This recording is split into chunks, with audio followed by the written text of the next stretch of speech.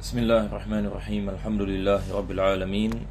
Wassalatu wassalamu ala asyrafil anbiya'i wal mursalin Sayyidina Muhammadin wa ala alihi wa sahbihi ajma'in. Alhamdulillah, para jemaah dirahmati Allah Subhanahu wa taala. Pertama dan utama sekali kita memanjatkan syukuran kita kepada Allah dapat kita meneruskan pengajian dalam kitab Umdatus Salik, yang mana kita berdoa kepada Allah mudah-mudahan Allah menjadikan pengajian kita ini sebagai pengampunan bagi segala dosa, dan Allah mengabulkan segala hajat dan menghidupkan hati-hati kita dengan iman dan taqwa, dan matikan kita dalam husnul khatimah, amin ya rabbal alamin. Sebelum saya mula, ingin saya mengatakan kita ada sedikit masalah teknikal pada pengajian yang lepas. Jadi insya-Allah taala pada pengajian ini saya akan mengulangi beberapa perkara yang disebutkan, yang mana pada pengajian kita yang lepas kita sedang berada di dalam bab berkenaan dengan solat-solat yang diharamkan di dalamnya. Solat-solat ataupun waktu-waktu yang diharamkan kita melakukan solat di dalamnya. Maka penulis Al-Imam Ibn Naqib Al-Masri, beliau mengatakan kesemuanya ada 5 waktu yang mana diharamkan kita melakukan solat. Dan yang dimaksudkan dengan diharamkan kita melakukan solat adalah solat-solat sunat yang sebabnya datang kemudian. Sebab dalam mazhab Imam Syafi'i kita membezakan di antara solat yang sebabnya datang dahulu dan sebabnya datang kemudian. Berkenaan dengan solat yang diwajibkan, tentu sekali sebabnya datang dahulu, maka ia tidak ada masalah di dalamnya. Begitu juga dengan solat-solat sunat yang sebabnya datang dahulu, seperti solat sunat tahiyatul masjid dan solat sunatul wudu, yang mana disebabkan kita masuk masjid, kita melakukan solat tahiyatul masjid, maka sebab ni datang dahulu, iaitu memasuki masjid. Begitu juga dengan sunatul wudu, kita mengambil wudu dahulu baru kita melakukan salat, maka sebab kita melakukan salat adalah sebab yang telah berlaku dahulu, iaitu mengambil wudu. Berkenaan dengan salat yang sebab ni datang kemudian, seperti salat sunat ihram, yang mana kita melakukan salat dahulu baru kita melakukan ihram, maka ini adalah jenis salat sunat yang sebab ni datang kemudian. Begitu juga dengan salat hajat, solat istikharah. Maka solat yang sebabnya datang kemudian tidak dibolehkan kita melakukan dalam 5 waktu yang dikenali sebagai waktu haram, yang diharamkan kita melakukan solat. Dan penulis ini mengatakan bukan saja ia diharamkan, tetapi solat tidak sah. Jadi ada 2 perkara di sini perlu kita faham.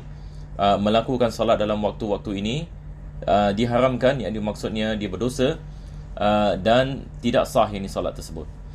Yang pertama sekali adalah waktu yang dikenali sebagai waktu syuruk. Yang waktu syuruk ini apabila terbitnya matahari dalam lingkungan 16 minit. Setelah terbitnya matahari, maka waktu ini dikenali sebagai waktu haram, tidak dibolehkan kita melakukan solat di dalamnya. Jadi perlu kita menunggu sehingga habis 16 minit ini. Misalan kalau waktu syuruk jam 7 pagi, maka diharamkan kita melakukan salat lingkungan 16 minit. Jadi maka kita boleh melakukan salat pada 7.17 misalan.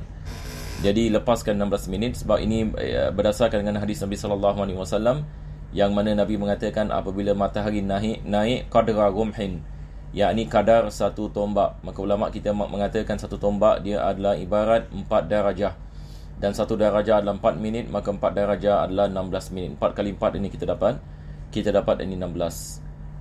Ini yang dimaksudkan dengan tafsir yang bagi hadis Nabi SAW. Itu sebab kita mendapat 16 minit. Jadi kita boleh melakukan solatul isyak misalan selepas waktu ini. Jadi ini adalah perkara yang pertama. Yang kedua adalah waktu yang dikenali sebagai waktu istiwa. Dan waktu istiwa ini adalah apabila matahari berada di atas kita, yang mana bila kita lihat di bawah tidak ada bayangan, yakni tidak ada bayangan ke kanan ataupun ke kiri, ke timur ataupun ke barat. Maka ini adalah waktu istiwa, dan biasanya waktu istiwa dia adalah waktu yang ringkas. Maka diharamkan kita melakukan salat di dalamnya melainkan pada hari Jumaat, sebab kita ada hadis yang mengkhususkan kebolehannya pada hari Jumaat. Dan begitu juga melakukannya pada tanah haram, misalan di Makkah, maka dibolehkan. Selain daripada itu maka tidak dibolehkan. Ini semua disebabkan ada hadis yang khusus yang membolehkannya. Perkara yang ketiga, waktu yang ketiga adalah waktu selepas solat asar. Apabila kita melakukan solat asar, maka kita telah masuk waktu haram. Yang keempat adalah waktu selepas kita melakukan solat subuh. Ini juga dikirakan sebagai waktu haram. Dan akhir sekali kita ada waktu apabila langit kekuning-kuningan sebelum terbit, sebelum terbenamnya matahari. Maka ini kita mengatakan waktu isfirar. Maka ini juga dikirakan sebagai yang ini waktu haram. Jadi semua sekali yang ini kita ada 5 waktu yang diharamkan yang ini kita melakukan. Yang diharamkan yang ini kita melakukan salat. Jadi ini yang kita membicarakan yang ini pada kali yang ini yang lepas. Dan selepas itu kita masuk yang ini pada bab yang ini berkenaan dengan salat yang ini orang yang sakit. Salat yang ini orang yang sakit. Jadi kita lihat ini dalam kitab ini Umdatus Salik, yang mana akhir sekali selepas ini 5 perkara disebutkan oleh penulis, maka dia mengatakan wala yahrumu fiha ma lahu sababun kana janazatin. Dia memberikan misal seperti solat janazah. Solat janazah ada sebab yang datang dahulu, tidak ada masalah. Tahiyatul masjid dibolehkan, sunnatul wudu dibolehkan, solat qada faitah dibolehkan, tapi tidak dibolehkan sunnatul ihram. Sebab sunnatul ihram sebabnya datang kemudian. Kita melakukan solat dahulu baru kita melakukan ihram. Taib. Dan pengecualian yang ini kita boleh melakukan solat di haram Makkah dan juga pada hari Jumaat seperti mana saya mengatakan. Maka ini berdasarkan dengan hadis-hadis Nabi SAW yang membolehkannya. Selepas itu beliau mengatakan bagi solat yang ini pesakit, babu salatil marid, yakni satu orang kalau sakit yang ini misalan, maka dia tidak dapat yang ini melakukan solat. Dia tidak dapat yang ini melakukan salat. Maka Islam memberikan kelonggaran yang ini bagi orang yang sakit. Maka beliau mengatakan lil ajizi salatul marid lil ajizi salatul fardhi qa'idan wal muradu min al ajzi an yashqa alayhi al qiyamu mashaqqatan zahiratan aw yakhafu minhu maradan aw ziyadatahu aw dawarana ra'si fi safinatin. Yani orang yang tidak dapat melakukan solat dengan berdiri, dibolehkan dia melakukan solat dengan duduk. Tapi bagaimana kita nak mengetahui bila dibolehkan dia diri dan bila tidak dibolehkan dia diri? Maka kita hanya dapat mengetahuinya, kita kena lihat keberkadaan. Kalau sekiranya dia mengatakan susah sangat yang ni dia nak berdiri misalan, dia boleh berdiri tetapi dia rasa kesakitan yang sangat, maka ini keuzuran. Ini adalah di sini ada masyaqqah. Seperti mana penulis ini mengatakan masyaqqatan zahirah. Dia mesti ada kesusahan yang kita mengatakan yang zahir. Bukan yakni kesusahan ataupun kesakitan yang sedikit ini misalan. Ada orang misalan dia boleh berdiri, dia mungkin yakni sakit sedikit, tidak menyebabkannya hilang khusyuk dalam solat ini misalan, dia boleh berdiri misalan. Maka ini tidak dibolehkan baginya untuk dia melakukan solat duduk. Jadi yang dibolehkan bagi mereka untuk melakukan solat duduk adalah kalau sekiranya dengan dia melakukan berdiri maka dia merasakan kesakitan yang amat, maka di sini kita mengatakan dibolehkan dia melakukan solat dengan duduk. Ini adalah perkara yang pertama. Maka penulis mengajarkan kepada kita apa dalam bahasa Arab dikenali sebagai dhabit. Bagaimana kita nak mengetahui sama ada seseorang itu ada keuzuran untuk dia duduk dalam solat ataupun tidak.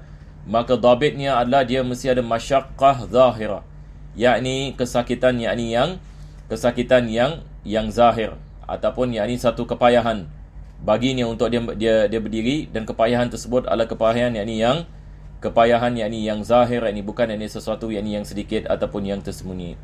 Au yakhafa minhu maradan au ziyadatahu, ataupun dia mengatakan misalan kalau saya berdiri, ditakuti dengan saya berdiri dia boleh menyebabkan saya jatuh sakit. Maka ini juga keuzuran.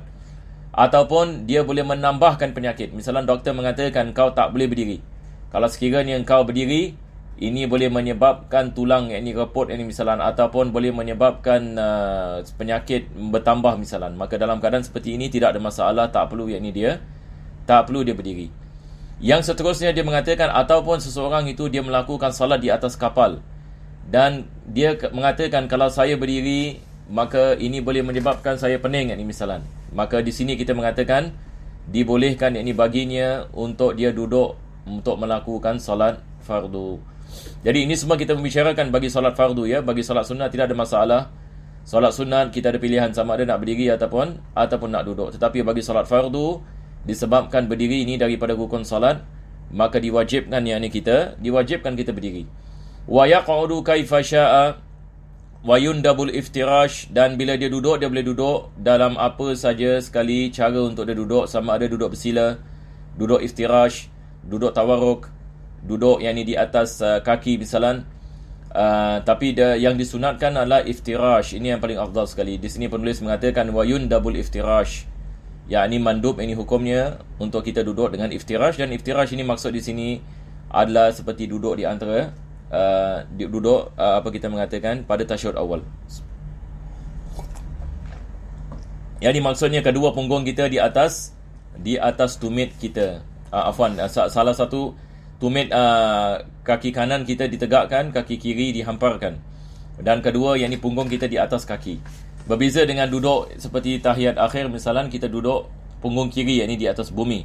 Itu juga dibolehkan, tapi lebih afdal iftirash. Wa yukrahul iqa' wa maddu rijlihi, dan makruh yakni hukumnya seseorang itu melakukan salat dengan iqa'. Yang dimaksudkan dengan iqa' di sini adalah dia menyangkung, yakni duduk dengan cara menyangkung. Ini yang dimaksudkan ikrah yang makruh. Sebab iqa' ini kita ada dua jenis. Seperti mana sebelum ini kita membicarakan, satu jenis yang ini disunatkan, iaitu kita menegakkan kedua-dua kaki dan kita duduk atas tumit kedua-dua kaki. Ini tidak makruh.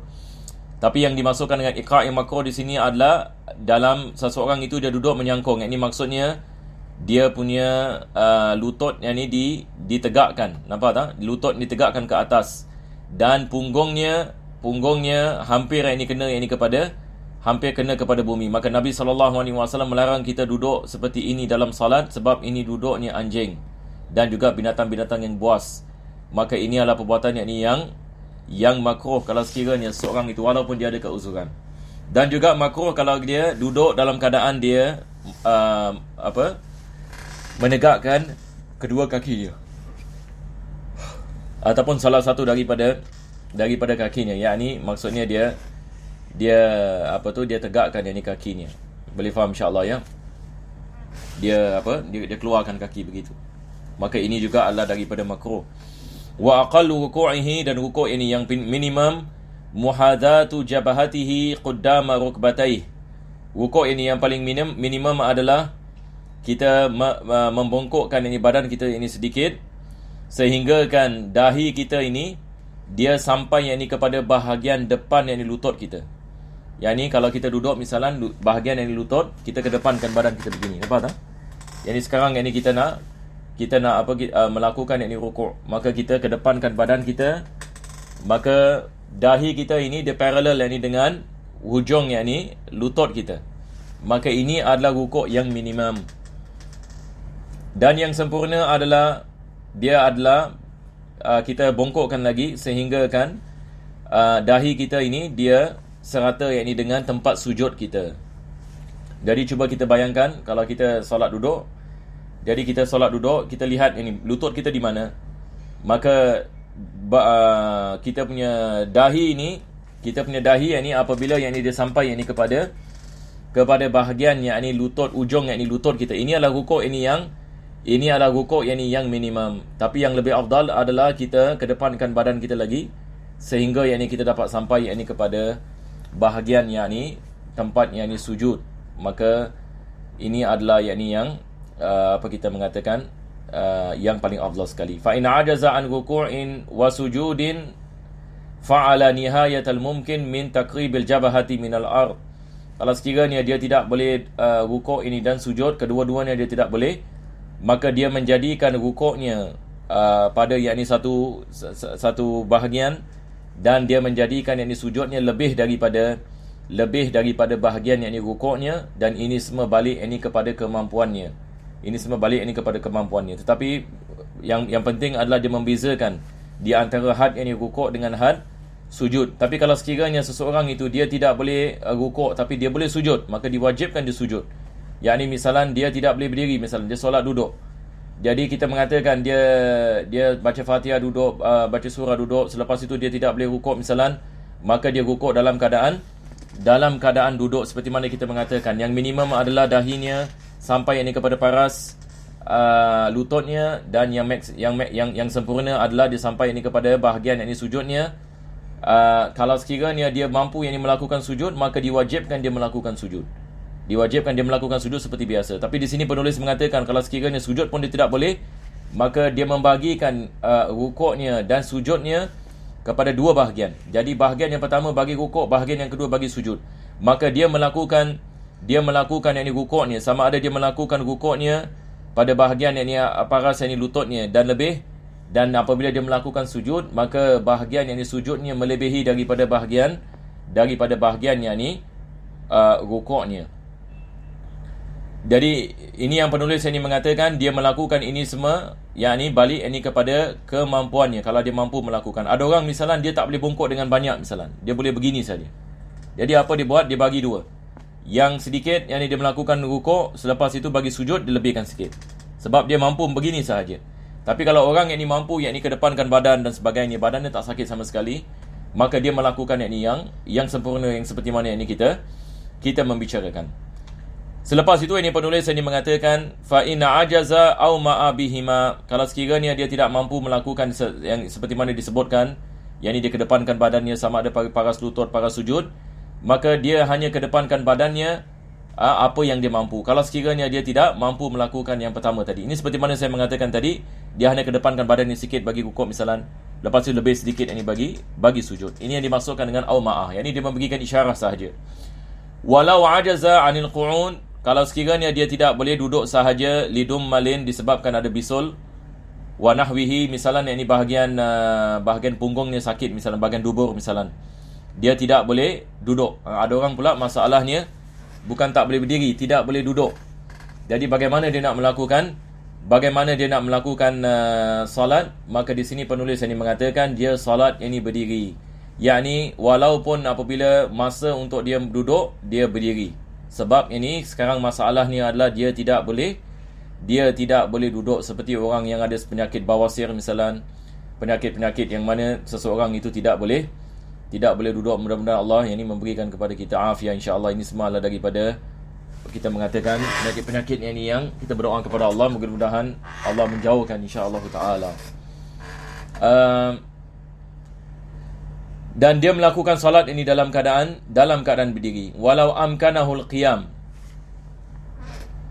wa bihi ramadun aw ghayruhu faqala lahu tabib mu'tamad in sallaita mustalqiyan amkana mudawatuka jaza istilqa. Selepas itu penulis ini membawa yakni misal, dia mengatakan kalau sekiranya seseorang itu yakni dia boleh mampu yakni berdiri, akan tetapi dia ada penyakit yakni seperti penyakit mata misalan, dan selain daripada itu yang mana doktor yang dipercayai mengatakan kalau sekiranya kamu solat dalam keadaan baring, maka ia akan memberikan kamu syifa ataupun dapat yakni meredakan penyakit kamu. Maka di sini pengecualian yang mana penulis ini mengatakan dibolehkan dia melakukan solat dalam keadaan baring. Ini adalah keadaan yang mana seseorang itu ditimpa yakni sejenis yakni penyakit, yang mana kalau dia baring melakukan salat, dia akan memberikan kepadanya kepulihan. Dan doktor yang dipercayai yang dimaksudkan misalan doktor yakni yang muslim dan dia adalah adil, yakni yang dipercayai akan agamanya, maka dia mengatakan misalan kalau kamu salat yakni dalam keadaan baring, maka penyakit kamu akan pulih dengan cepat. Maka dalam keadaan seperti ini dibolehkan dia melakukan salat dalam keadaan baring walaupun dia mampu berdiri. Maka ini adalah daripada kita mengatakan pengecualian, yakni kelonggaran yakni yang diberikan Islam bagi mereka-mereka yang mengalami yakni penyakit-penyakit yakni seperti penyakit-penyakit yakni seperti ini. Jadi insya-Allah taala kita akan meneruskan yang seterusnya pada pengajian yakni yang akan datang yakni esok insya-Allah taala, disebabkan yakni masa. Wassallallahu ala sayyidina Muhammadin wa ala alihi wa sahbihi wasallam. Alhamdulillahirabbil alamin. Rabbana taqabbal du'ana innaka antas samiul alim, tub alaina innaka antat tawwabur rahim, wa akhtim bisalihati a'malana wa ajina Allah yakrim fadl subhana rabbika bil izzati amma yasifun. Alhamdulillah. Taqabbalallahu minkum.